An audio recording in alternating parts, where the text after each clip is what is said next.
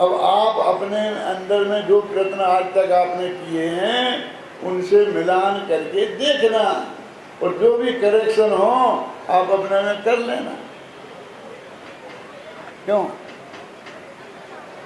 ये इतना एक विवेक से घबराना नहीं है, बहुत सरलता से समझाऊंगा, सबकी समझ में आएगा। मेले में एक बच्चा खो गया,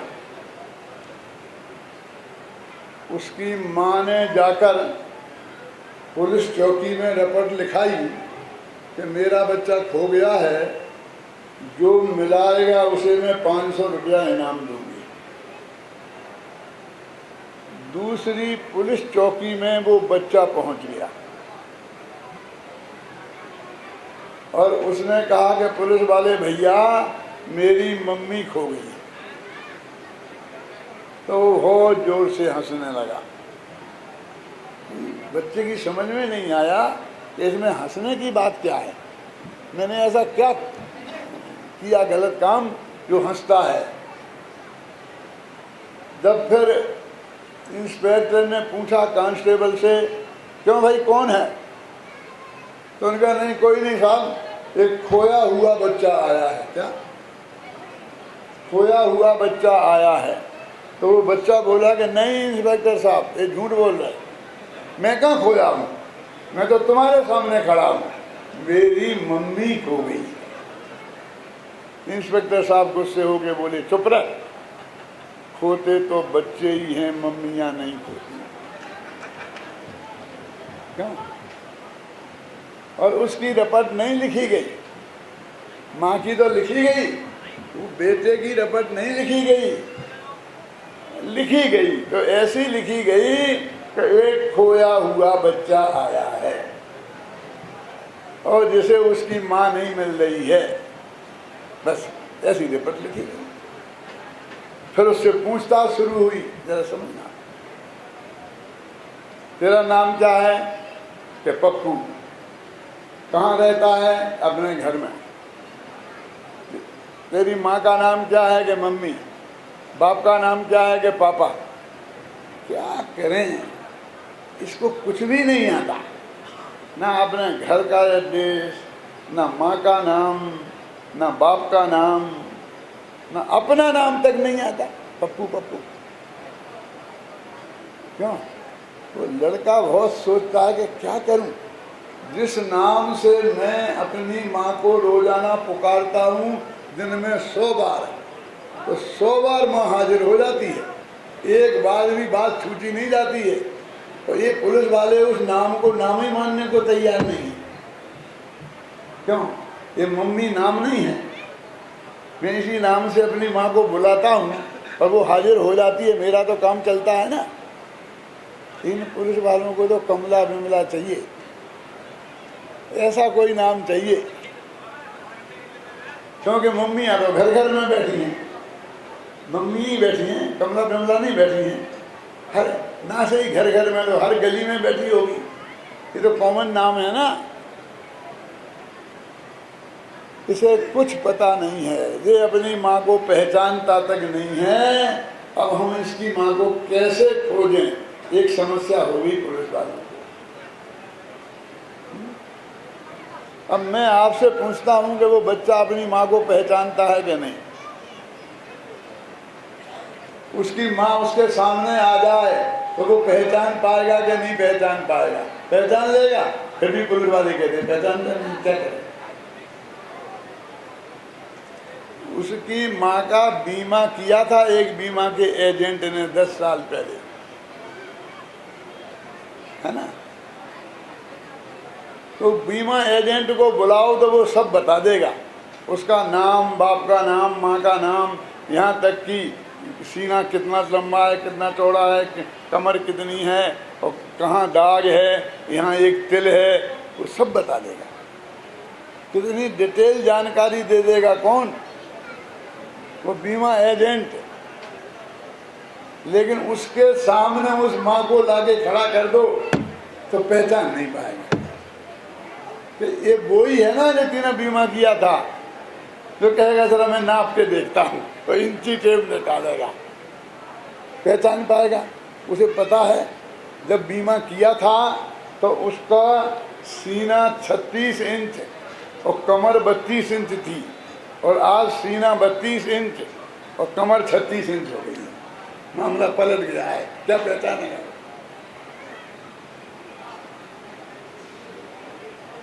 पहचानना अलग बात है और पहचान को भाषा देना अलग बात है। वो बीमा एजेंट 1 घंटा भाषण दे सकता है कि उसकी मम्मी कैसी है, लेकिन सामने आ जाए तो पहचान नहीं सकता। समझ में आई ना? ऐसे ही जो हमारे विद्वान हम क्यों, तुम कहो तो घंटे 2 घंटे आत्मा समझा सकते हैं, बढ़िया भाषण दे सकते हैं, इंची टेप से नाप नाप के बता सकते हैं। अनंत गुण हैं, एक एक गुण की अनंत अनंत पर्याय हैं जो प्रति समय होती हैं। क्यों सब बता सकते हैं, और सामने भगवान आत्मा आ जाए तो पहचान पाएंगे कि नहीं पहचान पाएंगे इसका पता नहीं। क्योंकि 18वीं गाथा में लिखा है, अनुभूति स्वरूप भगवान आत्मा आबाल गोपाल के निरंतर अनुभव में आ रहा है, फिर भी ये आत्मा अज्ञानी है। 24 घंटा अनुभव में आ रहा है वो आत्मा, जिसके अनुभव करने का नाम सम्यक दर्शन है। जरा सा क्षण भर का अनुभव करे तो सम्यक दर्शन हो जाए, और भी करे अनादिकाल से आ रहा है, निगोदी आपको वो बता देगा। 18वीं गाथा में ये लिखा है, 32वीं गाथा में ये लिखा है, 64वीं गाथा में ये लिखा है, 71वीं में ये लिखा है, 100 बताएगा फटाफट फटाफट कि कौन कौन सी गाथा में क्या क्या लिखा है। लेकिन आत्मा सामने आ जाए तो पहचान पाएगा कि नहीं पहचान पाएगा इसकी खबर नहीं। अब क्या करे, बात तो पुलिस वालों के हाथ में है। क्यों? काम तो उन्हें करना है, बच्चा तो बेचारा उनके सहारे है, हैं? उनसे कोई झगड़ा करने से काम तो चलेगा नहीं। सारे शास्त्र तो इन पंडितों के कब्जे में हैं, क्योंकि इनने पढ़े हैं। अब निर्णय तो यही करेंगे, यही बताएंगे। जनता तो क्या है, सुनने वाली है। तुम सुनाओगे तो तुम्हें ही सुन लेंगे, सामने वाला सुनाएगा तो उसकी सुन लेंगे। क्यों? और दोनों में तो हमारा ताली बजाना हमारा काम है। बजा देंगे तालियां, नहीं बजाएंगे तो पंडित खुद कहेंगे तालियां बजाओ, जोर से बजाओ। इस बात पर तो तुम्हें तालियां बजानी चाहिए। वो कवियों जैसे, कवियां कविता बोलता ही नहीं है, वो तालियां बजाता, तालियों की मांग करने लगता है। शांति से सुनने दो, तुम बोलो। जब तालियां बजाने का उनका भाव आएगा, हाथ उठेंगे तो बज पड़ेंगी। ये तालियां भीख में मांगने की चीज है। क्या कह रहे? उनने कहा कि ऐसा करो कि ये जो मेला ग्राउंड है ना 2 किलोमीटर का, चारों तरफ इसकी बाउंड्री है, चारों तरफ 4 दरवाजे हैं। एक मेन दरवाजा है, वो उसे खोला गया है, 3 दरवाजे बंद हैं, जिसमें सुरक्षा की दृष्टि से, और वहाँ पक्का इंतजाम है। तो इस लड़के को इस गेट पर खड़ा कर दो, और जितनी माताएं बहनें आए इसे कह दो ये देखे, और जब देखेगा तो पहचान लेगा ना। तो कहा भैया तुम यहाँ खड़ा हो जा, हर माता बहन को देख, जब तेरी माँ मिल जाए तो हमें बताना कि ये मेरी माँ है, तो हम तुझे तेरी अम्मा दिला देंगे। अरे वाह, फिर तू क्या दिला देगा?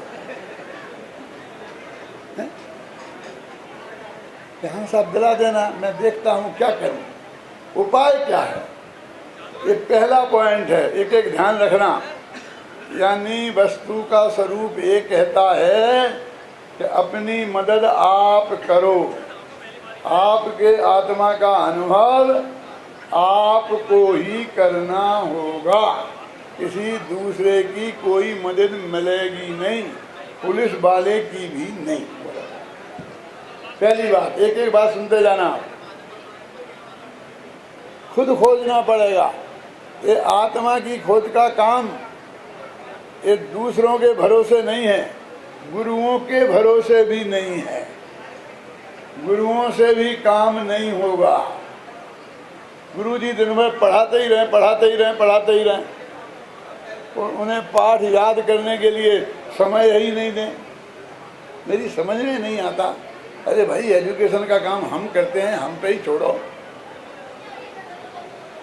जितनी अकल बुद्धि हमने लगाई है, इसमें मेहनत की है, जिस दिन तुम इतनी मेहनत करो तब तुम लगाना। अभी बीच में ही आधा घंटा खाली है, खाली मत रहने देना उसको दिमाग में। 24 घंटा लगाना, इंजेक्शन लगा दो एक का, वो ये करे, ये करे, ये करे, ये पढ़ाए, खाली मत रहने देना। नहीं तो कोई नाचे, कोई दिखाए, कोई टीवी दिखा दो, कोई फिल्म दिखा दो, वह फिल्म बहुत अच्छी थी, 1 मिनट खाली मत छोड़ देना। खाली छोड़ दोगे तो कुछ सीख लेगा ना ज़्यादा। समय खाली मत देखो। अरे हमने उन्हें इतना काम देना है कि वे वो खाली से दूसरे दूना भी खाली होता तो वे नहीं कर पाएंगे, वो याद नहीं कर पाएंगे, समझ नहीं पाएंगे। हमने समय दिया है तो उनको पढ़ने के लिए दिया है, फिर तुम दूसरी जगह लगाओ उसके लिए नहीं दिया। मैंने तो कह दिया है कि अगले शिविर में ये सारा कार्यक्रम मैं बनाऊंगा, जिंदा रहूंगा तो कुछ भी नहीं होगा। ये सिर्फ पढ़ना पढ़ना पढ़ना, ये ज्ञान के अलावा कुछ नहीं होगा।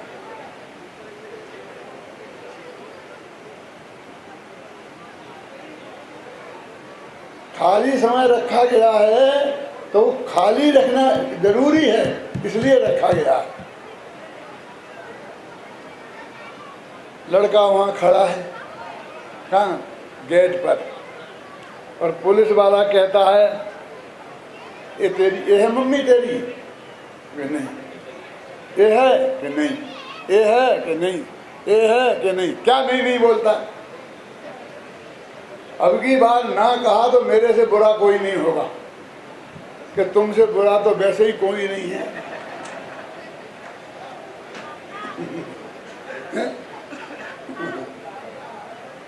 एक झापड़ दूंगा, पेशाब निकल आई।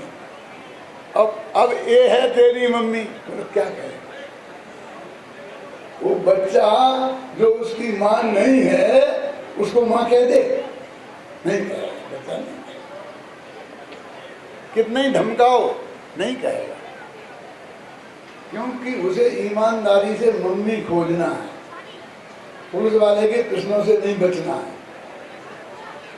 उसे सर्टिफिकेट नहीं चाहिए कि मैं ये कह दूंगा तो इस पुलिस वाले का मुझे सर्टिफिकेट मिल जाएगा। उसे माँ चाहिए, वो नहीं कहेगा। तो हमारी समझ में क्यों नहीं आता?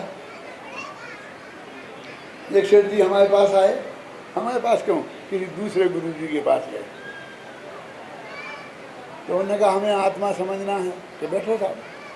तो उन्होंने 5 मिनट समझाया, कि आया समझ में कि नहीं, तो फिर 5 मिनट समझाया, कि आया समझ में कि नहीं, तो फिर 5 मिनट समझाया उदाहरण देके, फिर पूछा आया समझ में नहीं, दिमाग में है भी कि गोबर ही भरा है, क्या है ये, क्या है? नहीं नहीं नहीं नहीं। अब सेठ जी घबराए, ये बड़ा खतरनाक पंडित है, ये तो भरी सभा के सामने इज्जत उतार देगा। अभी तो इसने दिमाग में गोबर भरा है क्या, इतना ही कहा है, अब न मालूम क्या कहेगा। फिर उसने समझाया 5 मिनट और पूछा आया समझ में क्या साहब? क्यों? क्योंकि सेठ जी इज्जत वाले हैं। सेठ जी को इज्जत बचाना है, ज्ञान नहीं चाहिए, समझ नहीं चाहिए। इन इज्जत वालों की समझ में कभी भी आत्मा नहीं आएगा। समझ में आया कि नहीं आया? वो बच्चे को इज्जत नहीं चाहिए, उसे तो माँ चाहिए। माँ और आत्मा दोनों की खोज चल रही है, वहाँ माँ की और यहाँ आत्मा की। आत्मा में भी माँ तो है ही ना, आत्मा। पहला विषय क्या था? अपना अपना आत्मा अपनी माँ स्वयं खोजनी पड़ेगी, दूसरों के भरोसे काम नहीं होगा। दूसरा पॉइंट क्या है? इज्जत को खूंटी पे टांग के आना पड़ेगा। यदि वस्तु के स्वरूप मैं सब समझता हूँ, इस जोम में समझ में नहीं आएगा। पुरानी समझ को खूंटी पे टांगना पड़ेगा। एक सेठ जी हमसे बोले कि पंडित जी हमारे बच्चे को संस्कृत पढ़ा दोगे? मैं कहा जरूर पढ़ा देंगे, क्यों नहीं पढ़ा देंगे। बोले क्या लोगे? मैंने कहा लेने देने की क्या बात है, तुमने कहा पढ़ा देना, हम पढ़ा देंगे। नहीं नहीं बोलो, बोल दो क्या लेंगे, क्या लेंगे? ये 100 रुपया लगेंगे। ठीक है मिलेंगे, 100 रुपया मिलेंगे, पढ़ा देना। 4 दिन पढ़ाया और फिर हमने कहा कि सेठ जी हमसे नहीं पढ़ाया जाएगा आपका ये बच्चा, हम माफ़ी चाहते हैं, हमारे पास समय नहीं। कि पंडित जी देखो, पेट की बात कहो, ये समय समय की बात मत कहो। हम बनिया हैं, हम सब समझते हैं। तुम पंडित लोग भी बदल जाओगे तो फिर क्या होगा? जबान दे के बदल जाओगे, तुम ही बदल जाओगे तो हम क्या करेंगे? समझ में? तुम बोलो पेट की कुछ ज़्यादा चाहिए हो कि हाँ यदि पढ़वाना हो तो 200 रुपया लगेंगे। तो अब बात है ही क्यों? अब बात आई ना असली कि नहीं नहीं पढ़ाने के तो 100 ही रुपया है। इसने उल्टा सीधा बहुत पढ़ रखा है, यूटी पट और बीयूटी बुट। अब ये उल्टा सीधा पढ़ रखा है, पहले मुझे वो भुलाना पड़ेगा और फिर नया पढ़ाना पड़ेगा। तो 100 रुपया तो है भुलाने के और 100 रुपया है पढ़ाने के।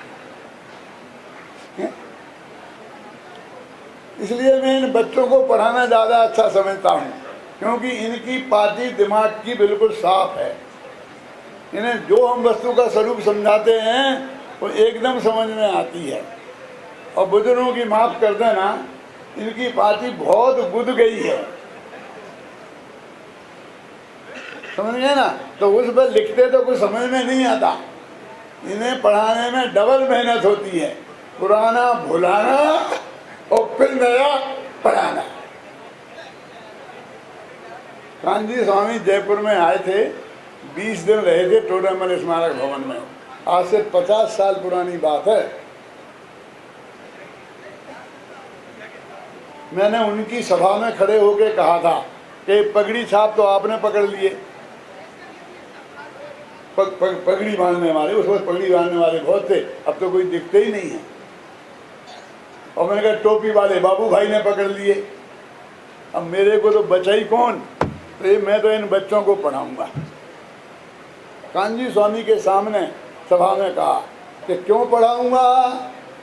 क्योंकि इनके माथे बहुत बिल्कुल नीट एंड क्लीन है, जो पढ़ाओ वो इनकी समझ में आता है, इसलिए इन्हें पढ़ाऊंगा और ये मेरे काम आएंगे।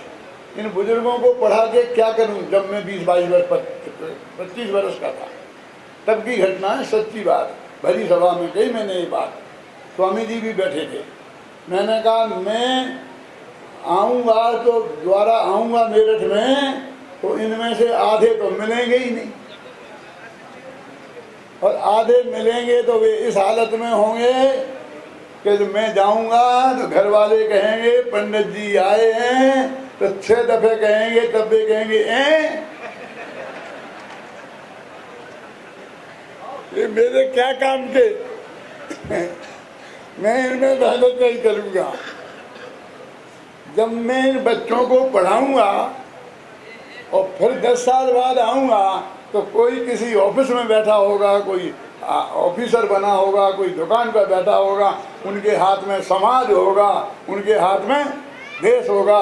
जहाँ जाऊँगा जिस ऑफिस में नमस्ते करने वाले मिलेंगे। क्यों भाई साहब, मैं तो सचमुच हो गया ऐसा। आज मैं जहाँ जाता हूँ तहाँ मेरे को मेरे श्रोता और मेरे विद्यार्थी मिलते ही मिलते हैं।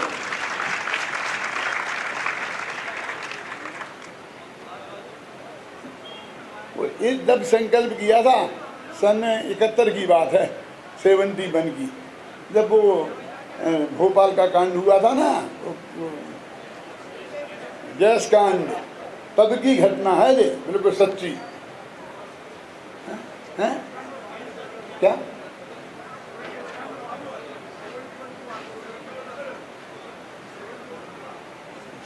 71 की बात है, कोई बात नहीं, अपने दिमाग में करेक्शन कर लेना। हाँ सुनो, तुम आप मेरा मतलब समझिए ना कि आपको थोड़ा जो पहले की मान्यता है थोड़ा बगल में रखना, अभी उसे मिटाना नहीं। तो मेरी बात को जाने तो घुसने तो देना अंदर, वहीं से नो एडमिशन तो नहीं हो जाए, और फिर मिलान कर लेना, और फिर जो जचे वो मानना। मैं कोई मेरा आग्रह नहीं है कि मेरी बात मानना। तो 2 पॉइंट हो गए, कौन कौन से? कि मुझे अपनी माँ स्वयं खोजना पड़ेगी, हर एक को अपनी आत्मा स्वयं खोजना पड़ेगी, कोई दूसरा खोज के आपको आत्मा दे दे ऐसा नहीं होगा। पति खोजेगा तो पति के काम आएगी, और पत्नी खोजेगी तो पत्नी के काम आएगी। ये ऐसी मिठाई नहीं है कि पत्नी ने बनाई और पति ने खा ली, ऐसा नहीं है। ये तो हर एक को अपनी अपनी मिठाई खुद ही बनानी पड़ेगी। मुनिराज जंगल में असन बनावे, दौलत राम जी ने लिखा ना, और आप बनावे आप ही खावें, और खावत ना ही अघावें। ये सब दौलत राम जी का भजन है कि हमारे नवे दिगंबर मुनिराज जंगल में बैठे बैठे भोजन पकाते हैं, असन बनावें, और लिखा उत्तम क्षमा का छोंक लगा दिया, और फलाने की सजे डाल दी, ऐसी बहुत बातें लिखी उसमें। मुझे तो कुछ ज़्यादा आता नहीं है, मैं तो आज तक 1 कप चाय भी नहीं बनाई है, मैं कुछ नहीं आता। ना 1 किलो सब्जी बाजार से खरीदी, ना 1 कुर्ता का कपड़ा खरीदा, मैंने बाजार देखा ही नहीं है। कि भाई साहब पूछते हैं आपने कैसे किया, मुझे बता दो, तो मैं भी वैसा ही करूँ। मैं बता दूँ कि माताएं बहनें नाराज़ हो जाएंगी, आप गारंटी लो कि नाराज़ नहीं हों, तो मैं बता दूँ।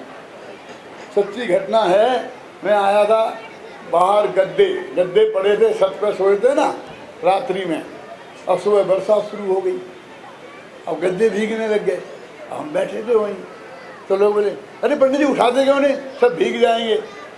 मैंने कहा भीगने दो, शांति से भीगने दो। पंडित ने क्या किया, सारे गद्दे भिगवा भगा दिए, अपने सामने खींच के अंदर कर सकता था, क्यों नहीं आपने मैंने इसलिए नहीं, मैंने कहा आज गद्दे में उठाता तो सारी जिंदगी गद्दे उठाने पड़ते, अब मुझे कोई नहीं उठाने पड़ेंगे। वो पत्नी बाजार जाएगी तो पहले गद्दे अंदर रख के जाएगी।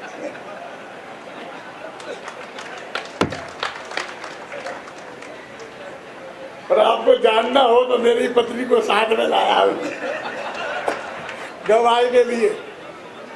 सचमुच मैंने गृहस्थी का काम किया, पहले पिताजी करते रहे, बाद में पत्नी ने संभाल लिया, अब बच्चे संभाल लेते हैं। मैंने कुछ नहीं, कई बाजार कुछ नहीं देखा, 24 घंटा पढ़ने पढ़ाने का काम, और मैं कुछ भी नहीं करता। मुझे कुछ पता नहीं है कि मेरे पास कितने कुर्ते हैं, कितने टोपी हैं, कितने, कुछ पता नहीं है। मेरा नाती बोला कि पापा दादाजी आपके पास एक ही कुर्ता है, क्यों? आप एक ही कुर्ता बोरी का बोरी पहनते हो रोजाना, हम तो आज नीली पीली। मैंने कहा बेटा ऐसा नहीं है, हमारे पास कुर्ता तो बहुत हैं, लेकिन वो सब एक से ही हैं। तो एक से क्यों सिलाते हो, अलग अलग सिलाओ, ये नीला पीला लाल। मुझे बताना पड़े कि कितने हैं, बहुत हैं, मैं आप गिनती नहीं बता सकता। अरे दुनियादारी से अपने उपयोग को हटाना पड़ेगा, और 24 घंटे इसमें लगना पड़ेगा। फिर आत्मा समझ में नहीं आए तो मेरे पास आ जाना। क्या बताऊं कैसे है, क्या करो क्या नहीं करो। वो लड़का वहां खड़ा था, पुलिस वाला क्या कह रहा था, ये तेरी मम्मी है, ये तेरी मम्मी है। वो नहीं कह रहा था, तो डांट रहा था। पुलिस वाला परेशान हो गया, बोला बेटा मैं तो तेरी मम्मी को देखा नहीं है, तूने देखा है तो पहचानेगा तो तू ही। मुझे तो पहचानता नहीं हूँ, तो मैं धूप में क्यों खड़ा रहूँ? मैं जाके वृक्ष की छाया में बैठ जाता हूँ और तू यहीं खड़ा रह। और हर महिला को देख, और जो तेरी माँ है तो मुझे बता देना, मैं तेरे को दिला दूंगा। क्या पुलिस वाले भैया आप जाओ जाओ जाओ जाओ जाओ, क्योंकि वो तो परेशान कर रहा था उस बच्चे को, ना खोजने तक नहीं देता ढंग से, बार बार डिस्टर्ब करता था ना। तो उसने कहा आप तो जाओ वहीं विराजो भाई साहब, हाथ जोड़ लो दूर से पुलिस वालों को। पुलिस वाले माने गुरु जी, घबराना नहीं। हमें भी आराम, हमें हाथ जोड़ लोगे तो हम भी कुछ अपना करेंगे और तुम भी अपना करो। घंटा आध घंटा पूछ लो, हम मना नहीं करते हैं, लेकिन 22 घंटा तो छोड़ो और तुम अपना काम करो। खुद करना पड़ेगा, स्वयं करना पड़ेगा, दूसरे के ज़्यादा सहयोग की अपेक्षा मत रखना। अब वो बच्चा वहाँ खड़ा, पुलिस वाला वहाँ बैठ गया। अब ढूंढने का काम शुरू होता है। क्यों? वो बच्चा एक माँ को देखता है और एक ही क्षण में ये पता लग जाता है ना कि ये मेरी माँ नहीं है। कुछ देर लगती है क्या? उसमें समय लगाने की जरूरत कहाँ है? पहले ही क्षण में पता लग जाता है कि ये मेरी माँ नहीं है। तो उपयोग को हटा लेना चाहिए ना। जब मालूम पड़ गया कि ये मेरी माँ नहीं है, फिर उस माँ को देखते रहने का क्या मतलब? देखता रहेगा तो 4 माताएं निकल जाएंगी और उनमें तेरी माँ निकल गई तो माँ जिंदगी में कभी नहीं मिलेगी। ये पता लगते ही कि ये मेरी माँ नहीं है, हमारा उपयोग वहाँ से हट जाना चाहिए। ये मेरी माँ तो नहीं है, लेकिन है तो खूबसूरत, बहुत सुंदर है। पता तो करो, किसी ना किसी की माँ तो होगी, किसकी माँ है, और उसकी खोज में लग जाए तो ये तो पता लग जाएगा कि ये किसकी माँ है, लेकिन उसकी माँ नहीं मिलेगी। क्या करना चाहिए बोलो? उसी वक्त निगाह हटा लेना चाहिए। एक क्षण भी उसकी तरफ निगाह को कायम नहीं रखना चाहिए। जब हमें ये पता चल गया कि ये देह आत्मा नहीं है, तो देह को काय को संभाल रहे? ये कुर्ता आत्मा नहीं है तो काय को कुर्ते को संभाल रहे? ये रुपया पैसा आत्मा नहीं है तो काय को इसमें समझ रहे? समझ में आया ना? पर पदार्थ जानो तो कोई दिक्कत नहीं, जानते रहोगे तो लुट जाओगे। देखो समझ के बात सुनना, मैं जो कह रहा हूँ आपको, मैं कहानी महानी नहीं सुनाता हूँ, मैं तो अपनी बात कहता हूँ और उसके अनुकूल जो बात है मैं वो उसको बना लेता हूँ। समझ में आई ना आपकी? मैंने कहीं पढ़ी नहीं है ये कहानियाँ, एक किताब में तुम्हें बता दूँ कि तुम वहाँ पढ़ लेना। क्या करे ये पता लगते ही कि ये मेरी माँ नहीं है, माँ को प्राप्त करना प्रयोजन भूत है ना, तो आत्मा की खोज करना है। तो ये पता लगते ही कि ये आत्मा नहीं है, तो फिर इसके क्या जानने की जरूरत है कि ये क्या है? बस पर को सिर्फ इतना जानना है कि ये मैं नहीं हूँ। हमने तो पर का नाम अजीब रखा है। कैसी अजीब बात है। अभी हमारे शांति जी पढ़ा रहे थे, एक द्रव्य जीव है और 5 द्रव्य अजीब है। अजीब है माने धर्म है, अधर्म है।